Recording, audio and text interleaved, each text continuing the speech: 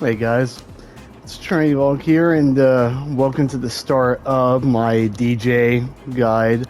I'm going to do a series of videos on how to play DJ, and I think it's important to do this because there's no content like this on YouTube for this character that I'm aware of.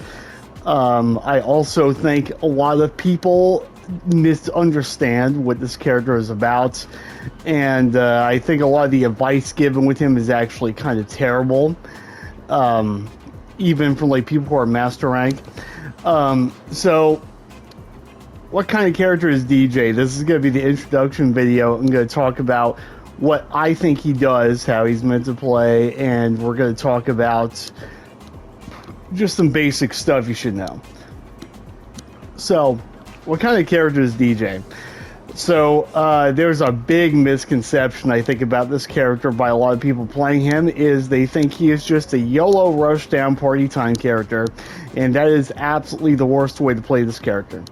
I think a lot of people are watching Hawaiian Shirt Man, and we all know Hawaiian Shirt Man. He plays every character he plays the same way. Right, he's just a party time guy. So people think that that's it, but in my opinion, this character is actually more like fundamentals focused than he appears. So I think DJ actually is kind of a turtle, but then when he gets an opportunity from his turtling, he pounces on you.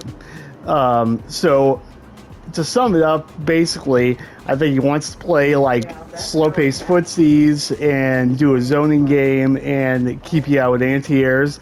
But then when the opportunity presents itself, he's going to carry you to the corner, and then he's going to completely switch from playing this like Sagat-esque slow-paced footsie and zoning game into he's going to maul you in the corner as soon as he gets you there. So, he's an interesting character in that respect. There aren't a lot of characters where they have like two modes of operation. Right, like Ken just kind of does what Ken does. Jury is kind of the same way. Guile, he's always going to prefer like a defensive play style. DJ is flexible, and he's kind of meant to be flexible. I think that he is meant to kind of impose this overarching mind game of you never know when he'll decide to go from playing super slow to he's going to open you up and kill you. So, what are the things about him that make him able to do this? So, as everyone knows, he has really great buttons. He has a lot of pokes that are really good in footsies, even compared to other top tiers. Like, he has crouching heavy punch, stand medium kick. It's literally the Sagat medium kick. It can be used in the same way. He's got medium punch, which is a really good recessed poke for like hitting extended limbs. Crouching medium punch is the same way. And then obviously he's got his medium kick sweep, and he's got his heavy kick sweep. His ability to play neutral is really good, and this is not even counting a couple of tools that are very underrated in his neutral game, which are the heavy and medium sobots. So this is actually the key of your footsie game in a lot of cases. DJ does not have the ability to get like punish counters from far out and capitalize on them without drive rushing. It's one of the shortcomings of this character, and I think it's an intentional shortcoming. So what you'll actually do is you'll do a lot of walk back into this, because medium Stobot is pretty hard to whiff punish, and it does good damage on punish counter anyway. I'll show you as far as like a poke. It does a pretty good chunk of damage. And it's also hella plus, right? So, like, people look at this and they think, oh, it's just like a lame single hit, but you get a lot of momentum off this. You start your, you change modes to your offense rush down DJ when you land this neutral. Another thing that's really underrated is heavy Sobot. So why is heavy Sobot underrated? So heavy Sobot, a lot of people don't know, if it punish counters, it is +6 on hit. That means you get crouching medium punch and a lot of carry. This is really important. There are a lot of moves in this game where you can space them out, and then you can hit this, and you can get a combo. So you can either do, Jackknife Maximum for meterless corner carry, but the thing is, he can basically, if he hits this in neutral and capitalizes appropriately, you're going to the corner almost no matter where you are, because he can do like this, and then he can do OD sway, do it again into this, and then like you're having to hold whatever comes next, or he can do something like, and he can get the side switch. That's a side switch combo works. I'll try it again to show that it works. He can do something like that, right? To switch positions, he can just do this, and you're in the corner from mid-screen, right? So heavy Sobot is also a very downplayed thing. You do have to be careful with it because it's full combo punishable, whereas medium Sobot, if it's space, it's not getting punished. It's a safe poke, pretty much. So the thing about him is you're going to spend a lot of your neutral. You're going to do fireballs, because, he has single fireball, double fireball, and then he has the fakes. You're going to mix these up a lot to force people into maybe jumping, or to try to, like, a lot of people will try to drive rush through or into you when you try fireball. I'm noticing that's a common occurrence. And, I mean, if you do the fake, your big damage button on punch counter up close is crouching heavy punch. So you can like throw this out and they charge at you, and then you smack them and they eat 30% meterless for trying to get in on you, right? His anti-airs are okay. A lot of people have already said, his anti-airing is not great, and that's for good reason. Because so this is back heavy kick is obviously really good, but the reason that it is really good is because it's kind of a rare sort of anti-air in Street Fighter 6, and it's very Street Fighter 5. So anti-airs are that restand in this game that force people to have to hold pressure immediately afterward are actually pretty strong. A lot of people are not used to dealing with this sort of thing.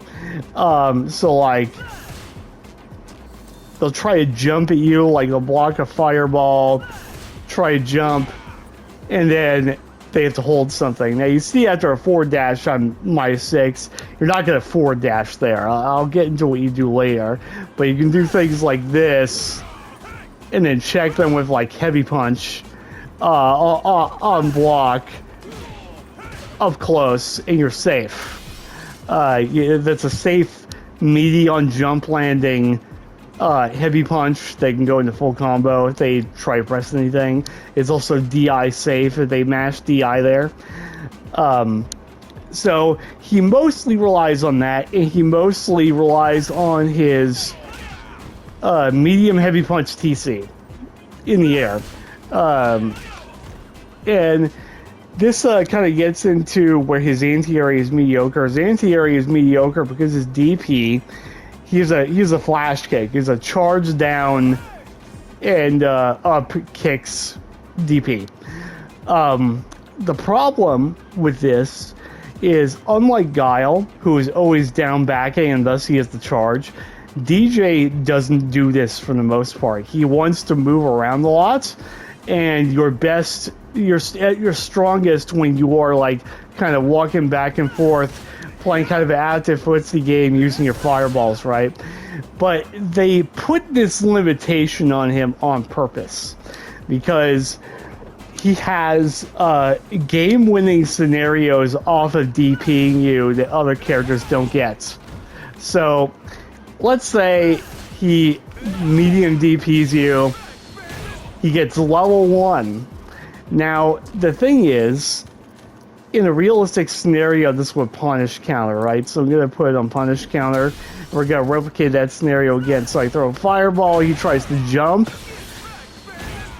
and he takes 3,000 damage because he tried to jump in on me. Now, there's something even scarier about this, is he can level 3 off of his DP, and it does not scale, unlike Guile slash kicking to level 3. So, I'm going to show you here.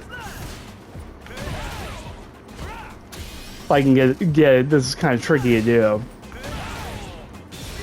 There we go. Look at this damage.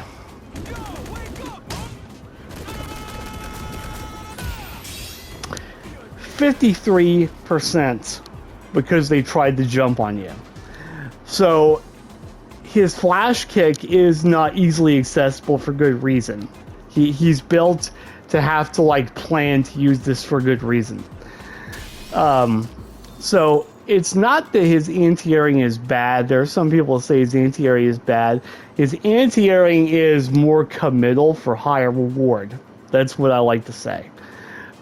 Same thing kind of goes for if someone jumps in on you and you hit this. If this punish counters, you get juggle state. So 2,360 damage. That's like the most basic thing too, right? And this kind of functions like a DP in the sense that the lower you hit this on somebody's jump in, the better reward you're going to get. And if you trade, and it happens quite often, you get really good results off trading.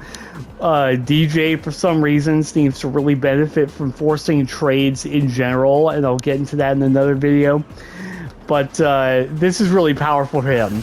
So he can do this, and it's a launching anti-air that he doesn't get like doing the DP, right? So this is like the preferred DP, to be honest, or the preferred anti-air in most cases, unless you're going to get the read and get the, you know, Half-Life level 3 anti-air.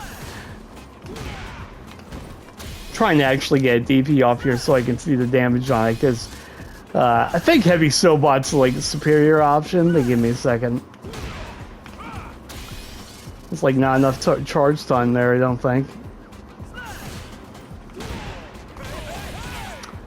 Okay, Heavy Sobot's better. So he gets corner carry and pretty good damage, you know, if he does something like this. He can also, if he's like really diligent about it, if he's ready for it, he gets hella high damage because he can do this into that. When we just 30% off an anti-air. So his anti-air is scary. It's just more committal than others, for good reason. He would be unfair if he could access this power of anti-airing on a reactionary basis like other characters. So that is one defect to DJ. You have to commit to an anti-airing, an anti-air is a read, but your reward is you get a lot of power out of that. You get tons of power out of anti-airing with this character. So that is one thing to keep in mind about him. The big thing about DJ and what makes him work is he has a lot of plus frames, which is unusual for this game. You know, he has a lot of plus frames without having to DR, and he has very high damage. DJ might have the highest damage per resources spent in this game. Like, he's not going to do Marissa kind of cash out damage, but per exchange, he spends the least amount of resources to do the most damage in this game, I think. So, like, I'm actually going to switch characters. And we're going to get, like, I don't know, let's say we get like Ken, because Ken's popular in this game right now.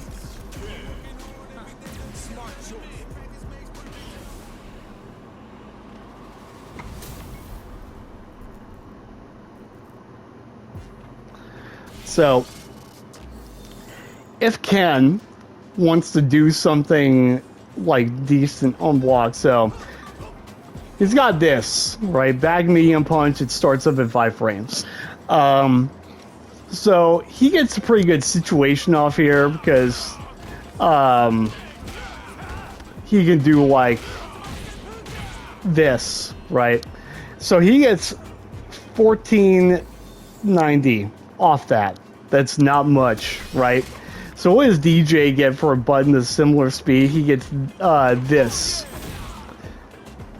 And obviously, I'm assuming you're smart enough to realize the absurdity here is not only is he getting higher damage, he's getting it off a longer range button, and he's restanding them into +2. This is another thing that's going to have its own video. The heavy Sobot +2 situation is one of the things that makes him terrifying.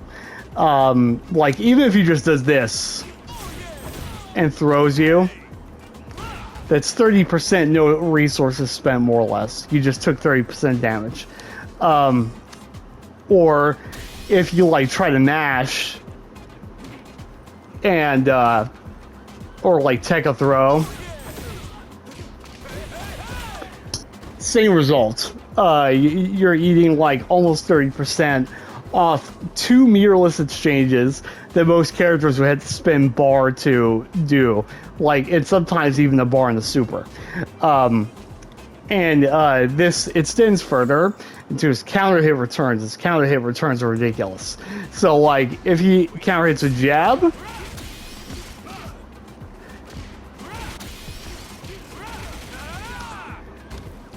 %.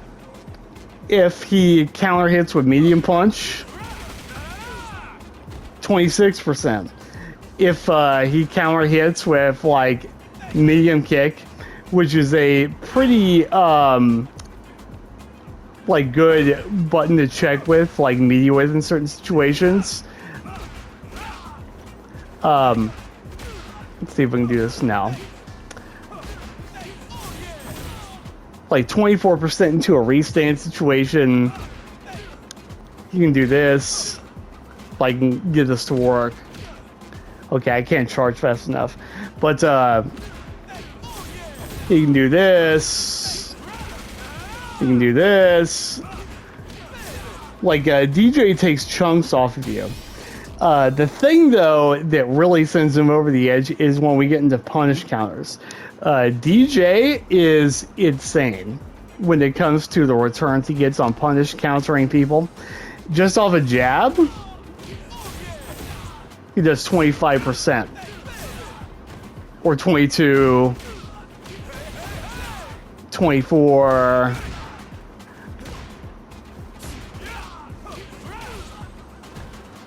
This is kind of weird sometimes. On some characters it hits, on some it doesn't. You have to lab that.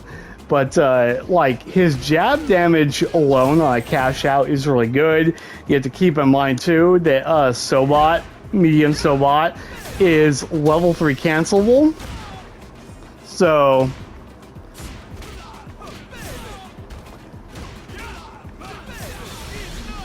let's see how much this does, shall we?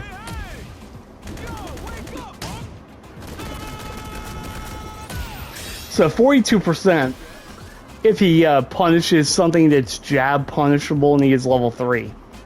That's pretty nuts, right? But the other thing where it's really scary to do anything against this character is his DP punishment is off the fucking charts. This character makes you pay for trying to DP and being wrong. So I'm gonna set Ken to do EX DP here on Wake Up. And I'm gonna do like a pretty typical DJ like Oki setup here.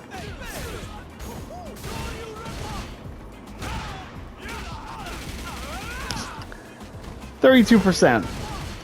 That's a lot of damage. But he has alternative links where he can get more. I learned this from Hawaiian Shirt Man. So if he blocks the DP... Let me do that again. I dropped it.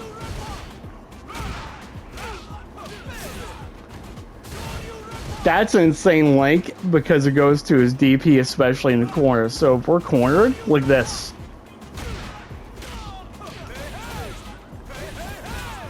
36% no bar if he punishes a DP in the corner. Now, of course, if he punishes it mid-screen, he gets really good returns anyway, because, you know, he can do this, +2 into strike throw. You can do this. Hold on. You know, machine gun upper. And then if he wants to spin a drive rush, he can do that, and then the damage really skyrockets. So let's check that out.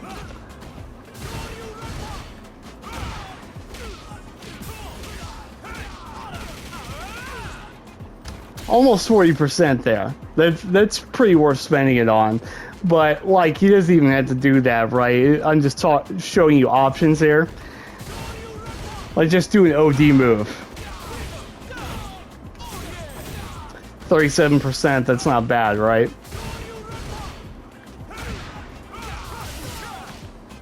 But he gets more. If you do something like this... Give me a second. So, he has a lot of options to do big damage, and he has ender freedom. He has a lot of freedom to choose what kind of situation he wants to put you in, whether it's a restand, whether it's a safe jump situation, whether it's just a knockdown that allows him to carry you to the corner. He does a lot of damage. He has a lot of freedom in choosing what he wants to do with you when he hits you. And he's very efficient resource-wise.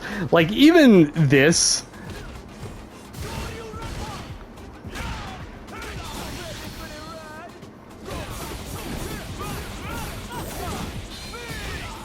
%41 for level 2. Most characters have to spend a level 3 to even get a level 2 or that much damage off of a DP punish without spending meter. They usually have to spend a level 3. His damage efficiency is one of the best things about him.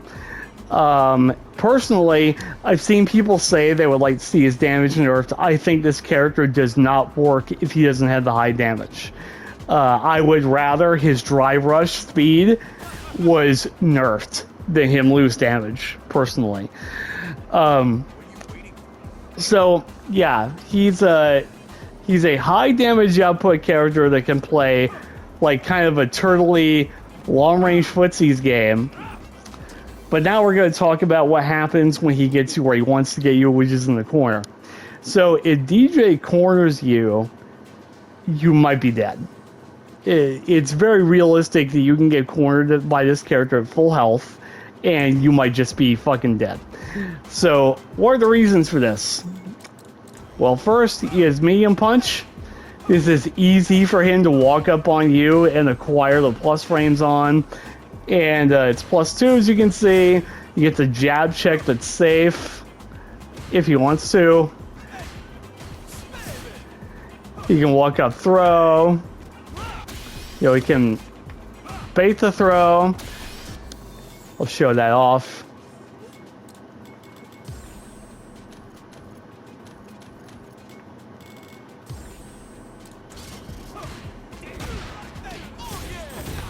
You can bait the throw, and then you die if he throw baits you, and I'll talk about that later. Like, you can do something like this.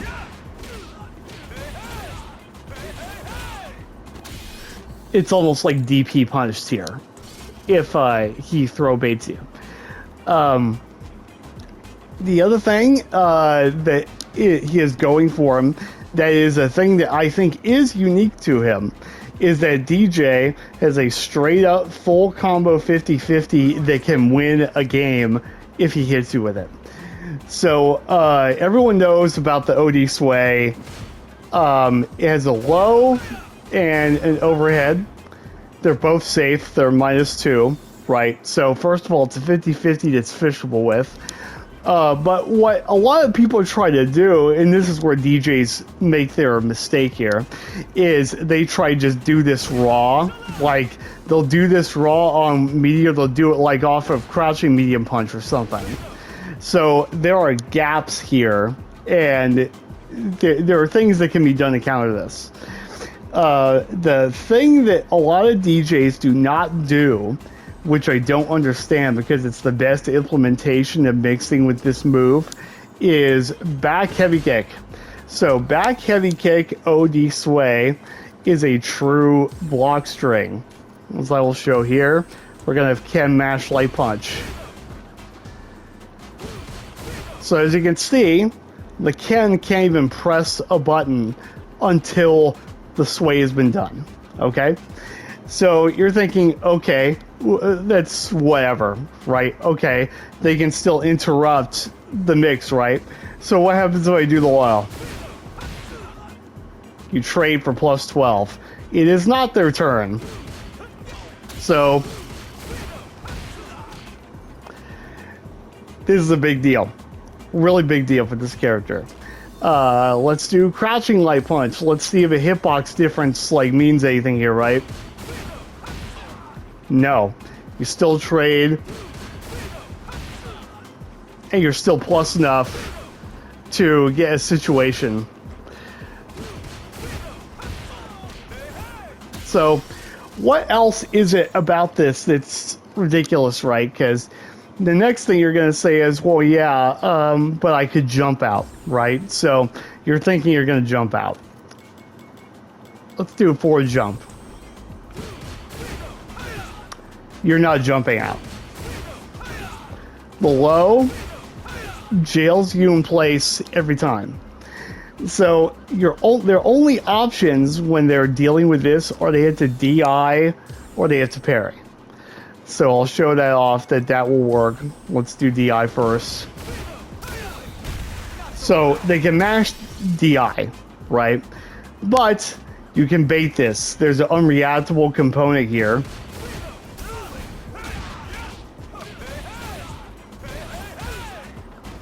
Look at the damage I just did because this guy tried to DI. Now, of course, you could do like the easy reaction. You could do the sway dash, and then you can DI and reaction yourself. Get something similar, but it's good to go for the jump because, as it turns out, it is 100% reactable when you do sway into dash.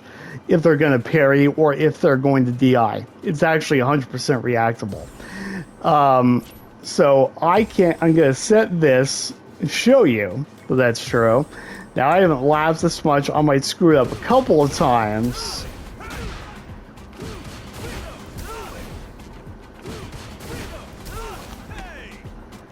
And even then, throw beats it, right? So either way, even if they try a parry or DI, you can throw them here. This is an unreactable mix-up. But you just get big dick reward if you jump read the DI. So this is a true two-way guess. There is no option select out of this as far as I've been able to find. This is really impressive. So what happens is, of course, is that they'll just start not pressing or doing anything.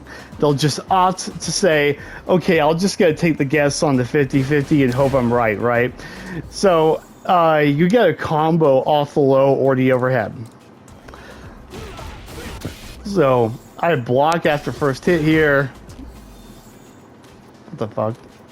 Hold on here. Oh, block edge first hit. Block count 1. So you see I have a block count of 1. This is true block strength. So you get combos off both the low and the overhead. You get this and this. So obviously this is kind of, you're gonna say, well, that's kind of expensive, right? Because you're doing this to like force a mix-up, right? And it should be expensive given the kind of situation it is. But if you are prepared and you have your character knowledge figured out and you're good at this character, this can still turn into like a death situation for somebody, even if it's expensive. So do something like this. Do a heavy level 2 and you did 44% and it's 44% off either the low or the overhead. So, and that's like a cheap thing to do. If your execution is really good, let's see if I can even do this. This is hard to do.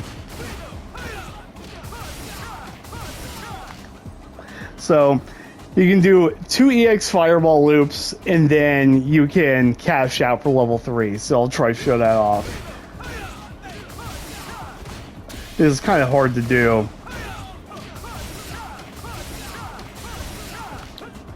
So we're at 37% already there.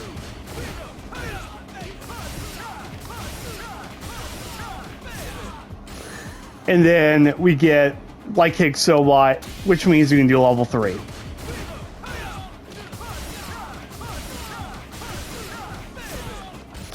If it'll come out. Let's try that again.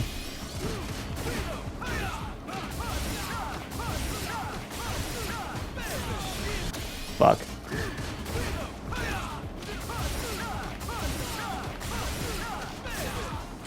I don't get this. It's just, you know how it goes in practice mode when you're making YouTube videos. So it's like,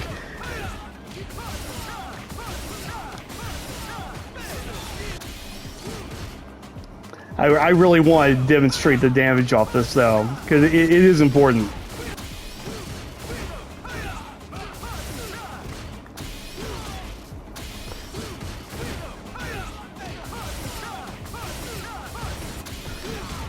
Give me a second. Sorry.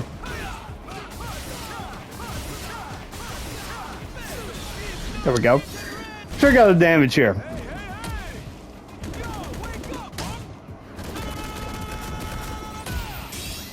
That's right. You get nearly 60% off a low overhead guess that they're forced to take out of a block string. That's pretty good, and it's worth spending the resources for. But as I've shown, you don't even have to go that far to get good damage off of this. You could just do something like this. And you're doing 36% off the guess. And I bet some of you didn't even know that you get level 1 off medium DP in the corner. I have a feeling a lot of you don't know this.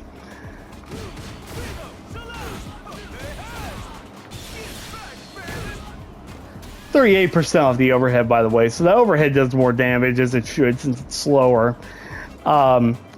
So that is one of the many situations in which this character becomes very impressive. There's also, you know, drive rush sequencing. You know, he can do like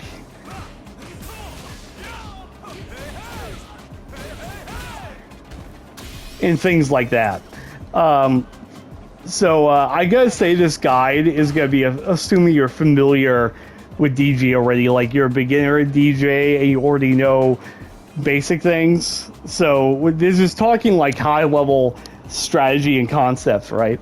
So a lot of what I like to do is I like to force this block here. So I'll do like, obviously you get a combo if they mash out, but let's say they block all. So, right? That's a true block string. They just had to hold all that. But let's say you don't even want to go that far, right? If you want to hit confirm it, you can do, and your plus, right? Your +2 off the fireballs. So you can do like this. and check them with down jab and a DP. So let's try that again. Right, that's like all a block sequence. They have to hold that. Now, this also kind of translates into their out of drive gauge. The damage from this will pile on really fast. So, I mean, it gets pretty bad. Like, you can do like, and things like that. So, that is another thing. This character is really oppressive if he gets you into burnout, because he can just kind of abuse you like this. You know, it's only -2 now, and that means at this range, it's practically plus, so he just kind of bully you with this neutral, and as you can see, it does a good amount of damage. You know, Fireball does good damage on block against an opponent in burnout, so you can also force Chip out pretty well in this game.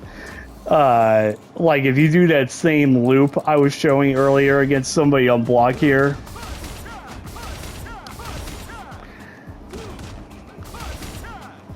look, like, I'll just do this.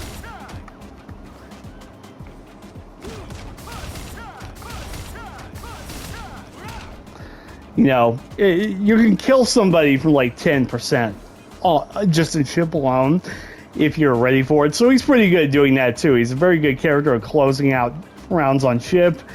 He can play, you know, neutral footsies very well and turtle very well. And then he's like very good at capitalizing on his opportunities. So almost in a way, the way I would describe this character is you're like a predator that's waiting to pounce on your prey. You're playing very slow and very cautiously, and then you get the right hit, you take him to the corner, and then it's mix and pressure city after that. And that's not to mention that even if you take away the advanced stuff, his shimmy game is obviously very good, because like you have to guess the throw every time you block this button alone, right? Because he can walk up throw, he can, you know, check you with the jab, or he can bait the throw and you're just dead. Because as I showed here, let's put on punish counter. Well, no, I don't need to because I'll have reversal throw. You know, we'll have him reversal throw again just to show this.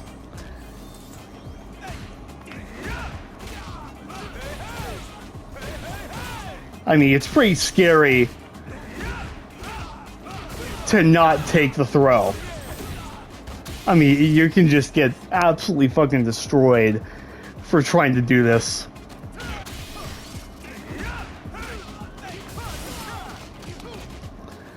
I mean, let's see. Let me try to do this again. See if I can hit this.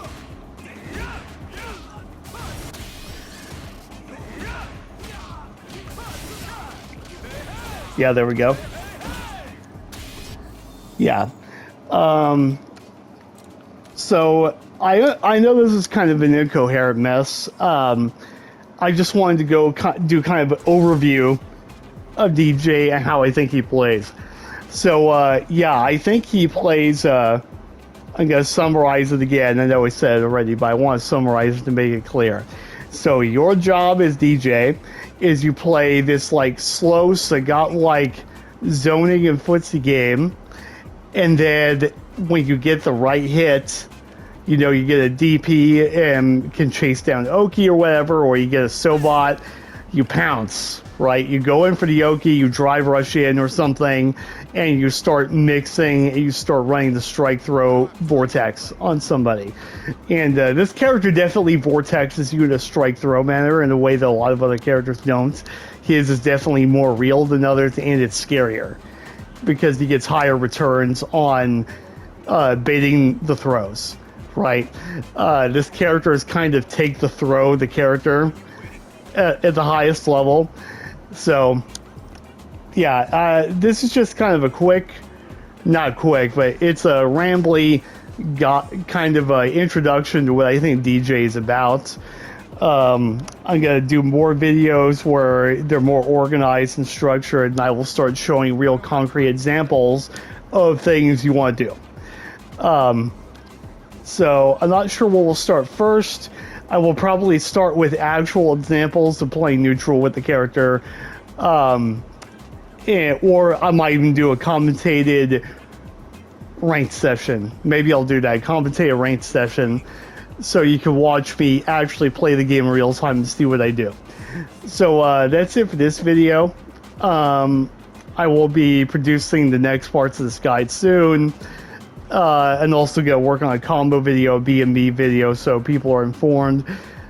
His combo structure, beyond having like ender freedom, is actually pretty straightforward. There's only one thing to do off every kind of hit, so that should be pretty easy and quick. So I'll see you guys later. Hope you enjoyed the video. If you have any questions about Deejay, you can ask in the comments or wait for the next videos in the series. See ya.